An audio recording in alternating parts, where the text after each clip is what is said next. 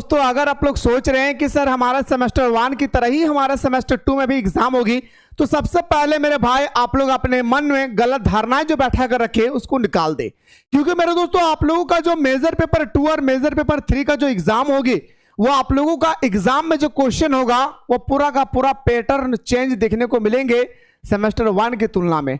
तो मेरे भाई मैं आज आप लोगों के सामने डिस्कस करने वाला हूं आप लोगों का मेजर पेपर के बारे में।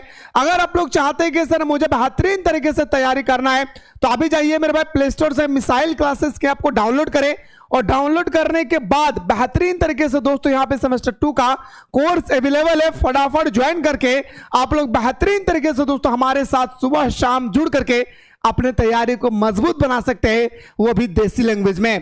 तो आइए मेरे भाई आज जो मैं आप लोगों को क्वेश्चन बता रहा हूं मेरे भाई, ये क्वेश्चन बिल्कुल आप लोगों को इंटरनल एग्जाम जो आप लोगों का भी होने वाले हैं उसी प्रकार दोस्तों यहां पे क्वेश्चन भी देखने को मिलेंगे। साथ ही साथ इससे देखकर आप लोगों को यह अंदाजा लग जाएगी कि आखिर इस किस प्रकार से हमारे एग्जाम में क्वेश्चन छपने वाले हैं। और हाँ, मैं अभी जो आप लोगों को बता रहा हूं ये मेजर पेपर 2 है। अगर आप लोग मेजर पेपर 3 को भी देखना चाहते हैं, फटाफट सारे स्टूडेंट्स मिलकर कमेंट सेक्शन में कमेंट करें मेरे दोस्तों। मैं आप लोगों को अगला वीडियो में मेजर पेपर 3 को भी दिखाने की पूरी कोशिश करूंगा। आइए सर, सबसे पहले यहां पे बिना लिखे किसी भी चीज को सबसे पहले यहां पे आपको एक बेहतरीन तरीके से अट्रैक्शन बना के रखना है और पढ़ना है कि group number A carriers very short answer type compulsory question, यानी दोस्तों आप लोगों का 5 क्वेश्चन होगा जो आप लोगों को लिखना होगा सेमेस्टर 1 की तरह। इसके बाद answer 4 out of 6 subjective question, descriptive question given in group B. आपसे पूछा गया कि 6 को क्वेश्चन दिया हुआ है जिनमें से 4 को आप लोगों को लिखना है। कैसे लिखना है वो सारा चीज बताऊंगा। इसके बाद मेरे भाई आप लोगों का जो ग्रुप नंबर बी में कहा गया कि सर 6 को क्वेश्चन होगा, 4 को लिखना होगा। इसी 4 को में आप लोगों का 15 मार्क्स का भी क्वेश्चन होगा। तो सबसे पहले हम लोग ग्रुप ए के हम लोग डिस्कस करते हैं। पहला क्वेश्चन है सर मिस्र की सभ्यता का विकास किस नदी के किनारे हुआ था? तो बताएंगे प्यारे नील नदी के किनारे। क्या? नील नदी के किनारे हुआ। कौन सा नदी के किनारे? नील नदी के किनारे हुआ था मिस्र सभ्यता का विकास। ओके, आइए सर क्वेश्चन नंबर 2 की बात करें तो जिगुरात से आप क्या समझते हैं? अब इसका आपको देखने में तो लग रहा है मेरे भाई कि बहुत आसान क्वेश्चन है, और आसान है भी, ऐसा बात नहीं है। लेकिन सबसे इंपॉर्टेंट बात यहां पे है कि आपको आंसर लिखना होगा यहां पे, ठीक है। अब देखिए जिगुरात से आप क्या समझते हैं? तो दोस्तों मैं सबसे पहले आपको एक पिक्चर दिखाना चाहूंगा। यह है सर जिगुरात का मंदिर। जी हां, इसका आंसर आप देख सकते हैं मेरे भाई, कितना खूबसूरत तरीके से लिखा गया है कि एक प्राचीन मेसोपोटामिया की बहुमंजिला पिरामिड नुमा, आपको देख रहे हैं मेरे भाई क्या है, पूरा पिरामिड नुमा है भाई, मीनार जो मिट्टी की ईंटों से बनी होती थी और जिसके शिखर पर एक मंदिर स्थित होता था। आप पिक्चर को देखकर आप लोगों को यह अंदाजा लग गई कि आखिर इसका आंसर हम कैसे लिखें। या तो मेसोपोटामिया के लोग नगर की पहाड़ी पर मंदिर बनाते थे, इन मंदिरों को जिगुरात या जिगुरात कहा जाता था। बस इतना याद रखना है। अब तीसरा क्वेश्चन की बात करें तो जूलियस सीजर किस देश के शासक थे? तो जूलियस सीजर हमारा रोम के शासक थे। कहां के? रोम के शासक थे।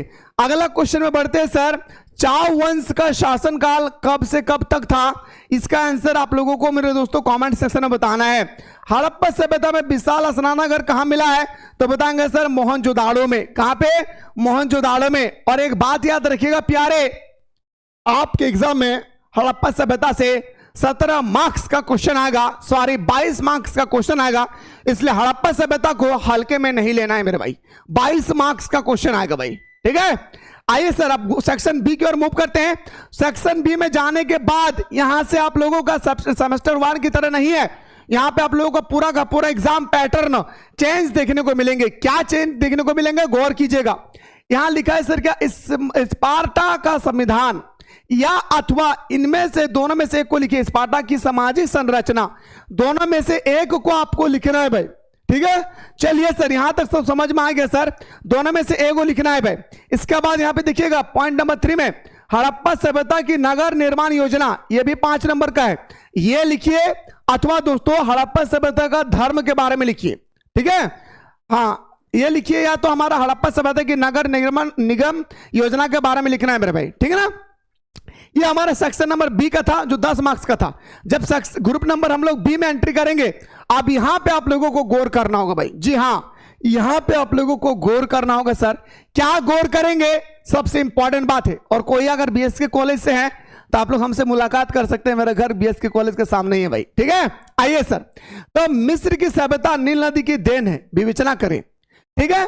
अब यहां पे 5 नंबर देखिएगा, आपको 4 क्वेश्चन लिखना है मेरे भाई। कितना? 4 क्वेश्चन लिखना है। और इसका मतलब ये नहीं है एक गो लिखे, 2 गो लिखे, 3 गो लिखे और अगला वाला को लिख देंगे 4 गो हो जाएगा, नहीं। यहां पे कुछ शर्त रखा गया है कि हम्मुराबी की विधि संहिता का वर्णन करे, अथवा इन दोनों में से एक क्वेश्चन लिखना होगा आप लोगों को, हम्मुराबी की उपलब्धियां का वर्णन करे। दोनों में से एक क्वेश्चन का आंसर आप लोगों को क्या करना है मेरे भाई, लिखना है भाई, ठीक है। अब यहां पे एक क्वेश्चन मान के चलिए ये लिख लिए, ये क्वेश्चन 2 को लिख लिए, आपको और 2 को लिखना है। तो इनमें से आपको कोई एक क्वेश्चन को लिखना होगा, सुमेरियन सभ्यता के प्रारंभिक वंश की सांस्कृतिक उपलब्धियां का वर्णन करे, अथवा सुमेरियन सभ्यता के समाज का वर्णन करे।